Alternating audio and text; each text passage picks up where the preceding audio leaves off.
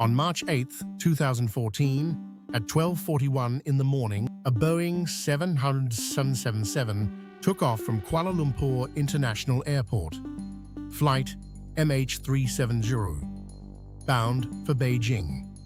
239 people on board. 40 minutes into the flight, the co-pilot made routine radio contact with air traffic control. "Good night, Malaysian 370. Those were the last words anyone heard from the aircraft. Minutes later, it disappeared from civilian radar. No distress call, no emergency signal, no indication of any problem whatsoever. Just silence. And then nothing. The most sophisticated search operation in aviation history was launched. 26 countries participated. They searched an area of ocean larger than Western Europe. They spent over $200 million. And for over a year, they found nothing. Not a single piece of wreckage. Not a single body. Nothing. A Boeing 777 carrying 239 people had simply ceased to exist.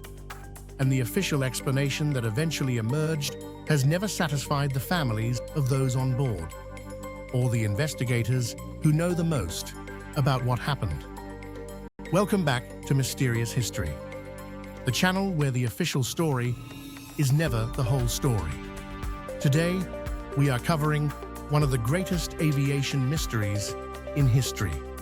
A mystery that is not ancient, not medieval, not even from the last century.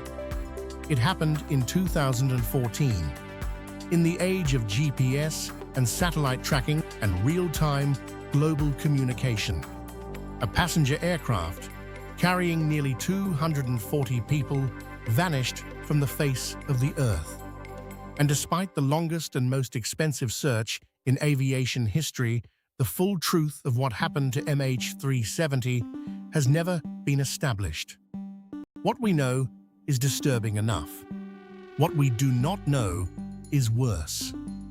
Malaysia Airlines Flight MH370 departed Kuala Lumpur at 12:41 a.m. on March 8, 2014.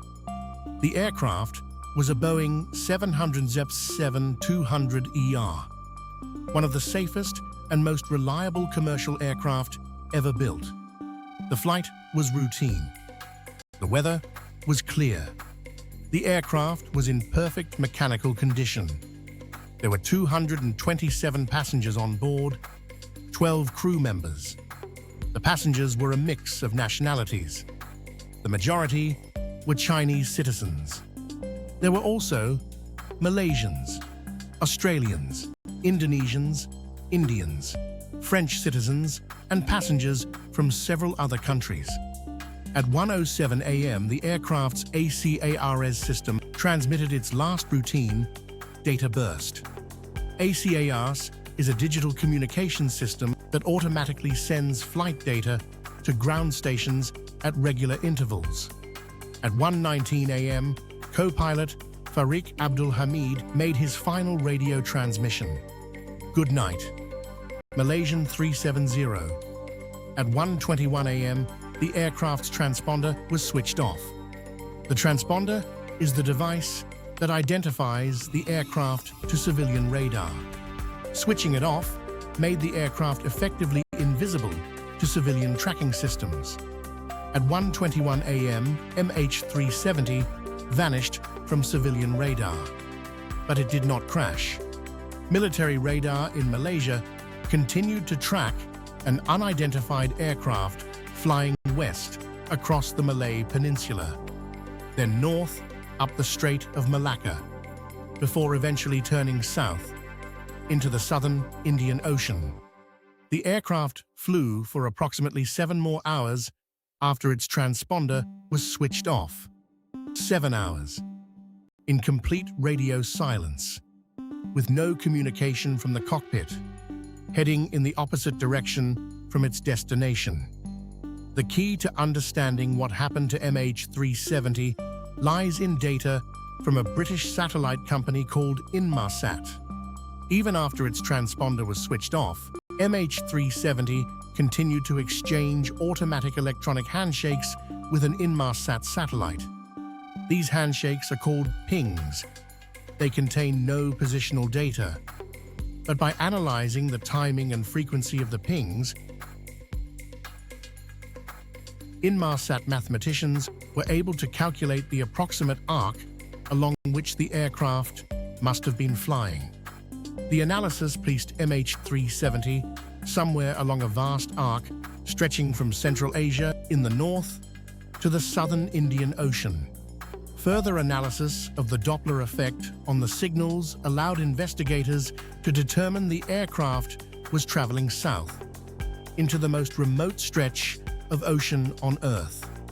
The final ping was received at 8:19 a.m., 7 hours after the transponder was switched off. The aircraft ran out of fuel somewhere in the southern Indian Ocean and went down.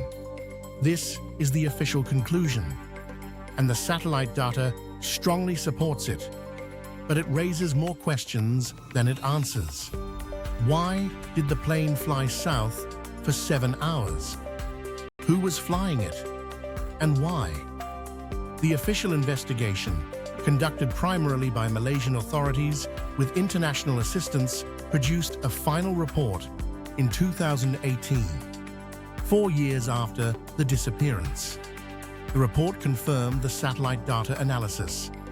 It confirmed the aircraft ended its flight in the southern Indian Ocean. But on the critical question of why, the report was unable to reach a conclusion. It stated only that the reason for the deviation from the planned route could not be determined. Two primary theories have dominated the official discussion. Theory 1. Pilot suicide or deliberate act. The captain of MH370 was Zaharie Ahmad Shah, an experienced and respected pilot with over 18,000 hours of flying time. In the weeks after the disappearance, investigators examined his personal life for signs of distress. They found that he had recently separated from his wife. A flight simulation found on his home computer showed a route remarkably similar to the one MH370 ultimately flew. A long flight over the southern Indian Ocean, ending when the fuel ran out. The simulation had been run approximately a month before the disappearance.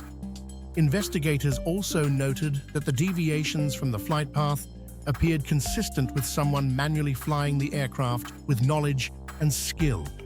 Not a catastrophic failure, a deliberate act. Theory 2. Catastrophic event followed by ghost flight. Some investigators and aviation experts have proposed that a catastrophic event, such as a fire or sudden decompression, incapacitated everyone on board shortly after the transponder was switched off. The aircraft then flew on autopilot for 7 hours until it ran out of fuel. This theory struggles to explain why the transponder was manually switched off before any emergency became apparent, and why the aircraft made course corrections consistent with deliberate navigation rather than autopilot drift. Neither theory has been proven. Neither has been disproven.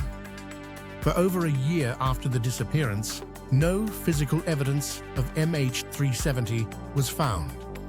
Then, in July 2015, a piece of aircraft wing washed ashore on Réunion Island in the Indian Ocean. It was confirmed as a flaperon from MH370. Over the following months and years, additional debris washed up on islands and coastlines around the Indian Ocean. Mozambique, South Africa, Madagascar, Tanzania, Mauritius. Each piece was analyzed. Most were confirmed as belonging to MH370. The debris drift patterns were analyzed by oceanographers who worked backwards to estimate where the aircraft must have entered the water. Their analysis supported the southern Indian Ocean conclusion, but pointed to a specific area that had not been searched, further south than the primary search zone. In 2018, a new private search was conducted in this area by an American company called Ocean Infinity. They searched 85,000 square kilometers of ocean floor using autonomous underwater vehicles. They found nothing. The wreckage of MH370 has never been located. The flight data recorder and cockpit voice recorder, the black boxes that could answer the most important questions, have never been found. After a decade of investigation, several questions remain genuinely unanswered. Question 1. Who switched off the transponder? The transponder was switched off at 1:21 a.m. This was a deliberate manual action. The question of who performed it and why has never been definitively answered. Question 2. Why did Malaysian authorities wait so long to release critical information? Military radar data showing the aircraft flying west after its transponder was switched off was not shared with search teams for days. This delay sent the initial search in the wrong direction entirely. Why the delay has never been satisfactorily explained. Question 3. What happened to the passengers? If the aircraft flew for 7 hours before going down in the southern Indian Ocean, what were the passengers experiencing? Were they conscious? Were they aware of what was happening? The absence of any communication from anyone on board during those 7 hours is one of the most disturbing aspects of the entire mystery. Question 4. Why has the wreckage not been found? The southern Indian Ocean is deep, extremely deep. But modern underwater search technology is extraordinary. The failure to locate the main wreckage after years of searching and hundreds of millions of dollars spent has led some researchers to question whether the aircraft actually went down where the official analysis suggests. The official conclusion has not satisfied everyone. And in the decades since the disappearance, a number of alternative theories have been seriously proposed. Some are more credible than others. Theory 1. The aircraft landed somewhere.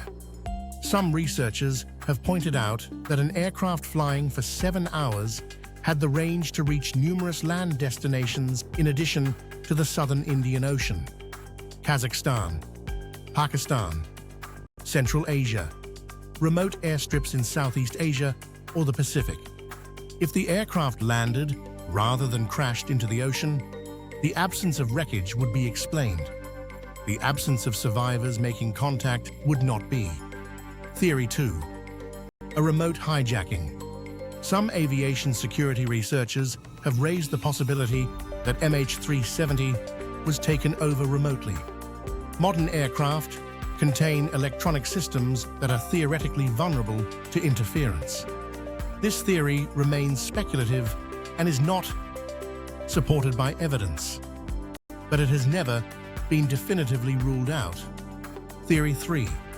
The cargo. MH370 was carrying a substantial cargo manifest, including a large shipment of mangosteens and lithium-ion batteries.